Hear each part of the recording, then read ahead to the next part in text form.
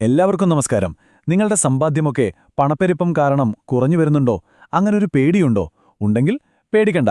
ഈയൊരു സാഹചര്യത്തിൽ നമ്മുടെ നിക്ഷേപങ്ങളെ എങ്ങനെ സംരക്ഷിക്കാം, അതിന് കമ്മോഡിറ്റികൾക്ക് എന്ത് ചെയ്യാൻ പറ്റും, ഇതാണ് നമ്മളിന്ന് നോക്കാൻ പോകുന്നത്.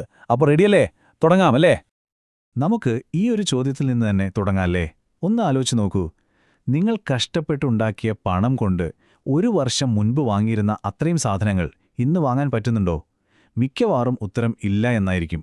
അതാണെങ്കിൽ സംശയിക്കേണ്ട, നിങ്ങൾ പണപ്പെരുപ്പത്തിന്റെ ആ ഒരു ഇഫക്റ്റ് നേരിട്ട് അനുഭവിച്ചുകൊണ്ടിരിക്കുകയാണ്. അതുകൊണ്ടാണ് ഇതിനെ ഒരു നിശബ്ദനായ കള്ളൻ എന്ന് പറയുന്നത്. വെറുതെ അല്ല അങ്ങനെ പറയുന്നത് കേട്ടോ. കാരണം നമ്മൾ അറിയുക പോലും ചെയ്യാതെ നമ്മുടെ പോക്കറ്റിലിരിക്കുന്ന പണത്തിന്റെ വില, അതിന്റെ വാങ്ങൽ ശേഷി, അത് കുറേശ്ശെയായി മോഷ്ടിച്ചുകൊണ്ടേയിരിക്കും. ഇത് നമ്മുടെയൊക്കെ ഭാവിയിലേക്കുള്ള പ്ലാനുകളെ, സ്വപ്നങ്ങളെ വരെ തകിടം മറയ്ക്കാൻ ശേഷിയുള്ള ഒന്നാണ്. അപ്പോൾ പണപ്പെരുപ്പം ഇങ്ങനെ കൂടുന്ന സമയത്ത് നമ്മളിൽ പലരും സാധാരണയായി നിക്ഷേപിക്കുന്ന സ്റ്റോക്കുകൾക്കും ബോണ്ടുകൾക്കുമൊക്കെ എന്ത് സംഭവിക്കും? സത്യം പറഞ്ഞാൽ അവയൊക്കെ ഒരുതരം പ്രഷറിലാവും. പലപ്പോഴും അവയുടെ മൂല്യം കുറയാനാണ് സാധ്യത. അതെന്തുകൊണ്ടാണ് അങ്ങനെ സംഭവിക്കുന്നത്? നമുക്കതൊന്ന് ഡീറ്റെയിൽ ആയിട്ട് നോക്കാം. ഇതൊന്ന് ആലോചിച്ച് നോക്കിയേ. പണപ്പെരുപ്പം കൂടുമ്പോൾ എന്താ സംഭവിക്കുക? ഒരു കമ്പനിക്ക് സാധനങ്ങൾ ഉണ്ടാക്കാനുള്ള അസംസ്കൃത വസ്തുക്കൾക്ക് വില കൂടും, അല്ലേ? അപ്പോൾ അവരുടെ ചെലവ് കൂടി, ലാഭം കുറഞ്ഞു. അത് നേരെ പോയി ബാധിക്കുന്നത് ആ കമ്പനിയുടെ ഓഹരി വിലയെയാണ്. വില താഴോട്ട് പോകും. ഇനി ബോണ്ടുകളുടെ കാര്യമെടുത്താലോ? ബോണ്ടുകൾ ഒരു ഫിക്സഡ് ഇൻകം തരുമായിരിക്കും. പക്ഷേ പണപ്പെരുപ്പത്തിന്റെ നിരക്ക് അതിലും കൂടുതലാണെങ്കിൽ ആ കിട്ടുന്ന പലിശ കൊണ്ടൊന്നും ഒരു കാര്യവുമില്ല. അതായത് നമ്മുടെ പണത്തിന്റെ യഥാർത്ഥ മൂല്യം അവിടെയും കുറയുകയാണ്. അപ്പൊ പിന്നെന്താ ഒരു വഴി?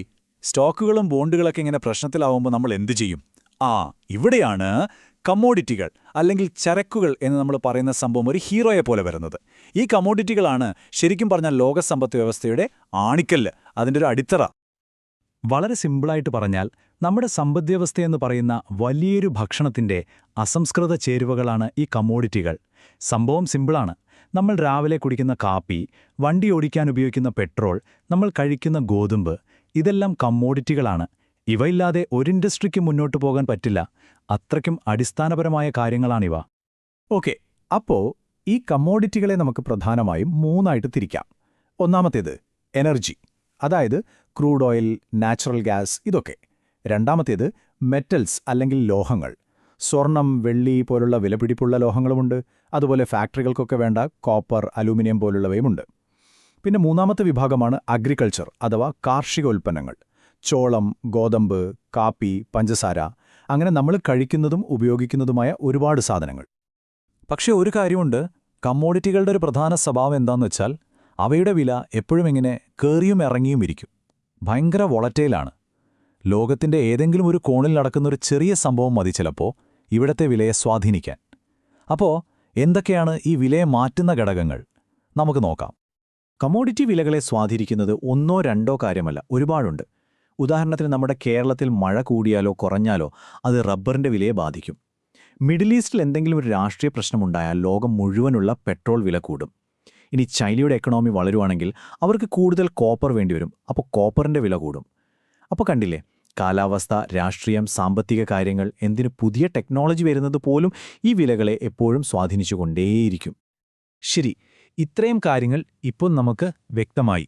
ഇനി നമുക്ക് ഏറ്റവും പ്രധാനപ്പെട്ട ചോദ്യത്തിലേക്ക് വരാം. എങ്ങനെയാണ് ഈ പറയുന്ന കൊമോഡിറ്റികൾ പണപ്പെരുപ്പത്തിൽ നിന്ന് നമ്മളെ രക്ഷിക്കുന്ന ഒരു ഷീൽഡ് അല്ലെങ്കിൽ ഒരു രക്ഷാകവചമായി മാറുന്നത്?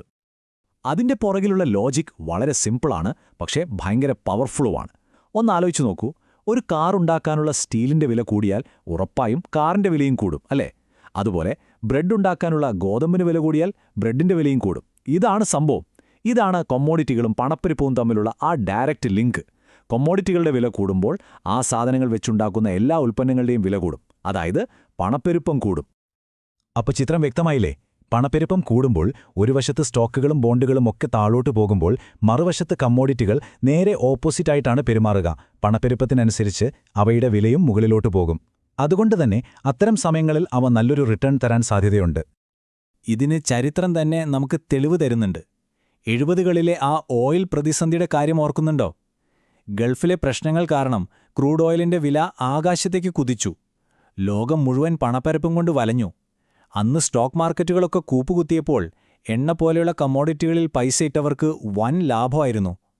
അതുപോലെ തന്നെ 2000ന്റെ തുടക്കത്തിൽ ചൈനയൊക്കെ ഭയങ്കരമായി വളർന്നപ്പോൾ മെറ്റൽസിനും മറ്റു കമ്മോഡിറ്റികൾക്കും ഭയങ്കര ഡിമാൻഡ് വന്നു. അതും കമോഡിറ്റി ഇൻവെസ്റ്റേഴ്സിനൊരു ചാകരകാലമായിരുന്നു. ഓക്കെ, അപ്പോൾ ഇതിന്റെ സാധ്യതകളൊക്കെ നമുക്ക് മനസ്സിലായി. ഇനി അടുത്ത ചോദ്യം, എങ്ങനെ ഇതിൽ നിക്ഷേപിക്കാം, അല്ലേ? കമോഡിറ്റികളിൽ ഇൻവെസ്റ്റ് ചെയ്യാനുള്ള വഴികൾ അത്ര കോംപ്ലിക്കേറ്റഡ് ഒന്നുമല്ല. എന്തൊക്കെയാണ് പ്രധാന വഴികൾ എന്ന് നമുക്കൊന്ന് നോക്കിയാലോ? ഏറ്റവും എളുപ്പമുള്ള വഴി സ്വർണ്ണക്കട്ടികളോ നാണയങ്ങളോ ഒക്കെ നേരിട്ട് വാങ്ങിവെക്കുന്നതാണ്. പക്ഷെ അതിനൊരു പ്രശ്നമുണ്ട്. അതിന്റെ സുരക്ഷ, സൂക്ഷിക്കാനുള്ള ചെലവ് അതൊക്കെ കൂടുതലാണ്. കുറച്ചുകൂടെ അഡ്വാൻസ്ഡ് ആയിട്ടുള്ള വഴിയാണ് ഫ്യൂച്ചേഴ്സ് ആൻഡ് ഓപ്ഷൻസ്. ഇവിടെ നമ്മൾ സാധനം നേരിട്ട് വാങ്ങുന്നില്ല, പകരം ഭാവിയിൽ ഒരു വിലയ്ക്ക് വാങ്ങാം അല്ലെങ്കിൽ വിൽക്കാം എന്നൊക്കെയുള്ള കരാറുകളാണ് ട്രേഡ് ചെയ്യുന്നത്. പക്ഷേ ഇതിന് നല്ല അറിവ് വേണം, റിസ്ക്കും കൂടുതലാണ്. ഇനി നമ്മളെപ്പോലുള്ള സാധാരണക്കാർക്ക് ഏറ്റവും എളുപ്പമുള്ളൊരു വഴി ETF-കളും മ്യൂച്വൽ ഫണ്ടുകളുമാണ്. അതായത് പല കമ്മോഡിറ്റികളുടെ വിലയെ ട്രാക്ക് ചെയ്യുന്ന ഒരു ഫണ്ടിൽ നമ്മൾ നിക്ഷേപിക്കുന്നു. ഇതൊരു സ്റ്റോക്ക് വാങ്ങുന്ന അത്രയും സിമ്പിളാണ്.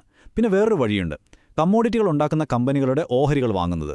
ഉദാഹരണത്തിന് ഒരു ഓയിൽ കമ്പനിയുടെയോ അല്ലെങ്കിൽ ഒരു സ്റ്റീൽ കമ്പനിയുടെയോ ഓഹരി വാങ്ങുന്നത് പോലെ. അപ്പോൾ ഓരോ വഴിക്കും അതിൻ്റേതായ പ്ലസ്സും മൈനസുമുണ്ട്. അപ്പോൾ ഇത്രയും കാര്യങ്ങൾ നമ്മൾ ചർച്ച ചെയ്തു. ഇനി മുന്നോട്ടു പോകുമ്പോൾ നിങ്ങളെന്താണ് ശ്രദ്ധിക്കേണ്ടത്? നമുക്കിതുവരെ പറഞ്ഞ കാര്യങ്ങൾ പെട്ടെന്ന് ഓർത്തു നോക്കാം. അപ്പോൾ നമ്മൾ എന്തൊക്കെയാ പഠിച്ചത്? 1.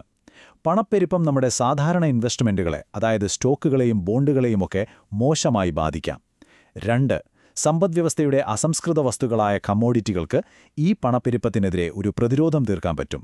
3. ഇതിൽ നിക്ഷേപിക്കാൻ പല വഴികളുണ്ട്, എന്നാൽ ഓരോന്നിനും അതിൻ്റേതായ റിസ്ക്കുമുണ്ടെന്ന് മറക്കരുത്. ഒരു പ്രധാനപ്പെട്ട കാര്യം ഞാൻ അടിവരയിട്ട് പറയാം, ഇതൊരു ഫിനാൻഷ്യൽ അഡ്വൈസ് അല്ല കേട്ടോ. ഇത് നിങ്ങളുടെ അറിവിലേക്ക് വേണ്ടി മാത്രമുള്ളൊരു വിശദീകരണമാണ്.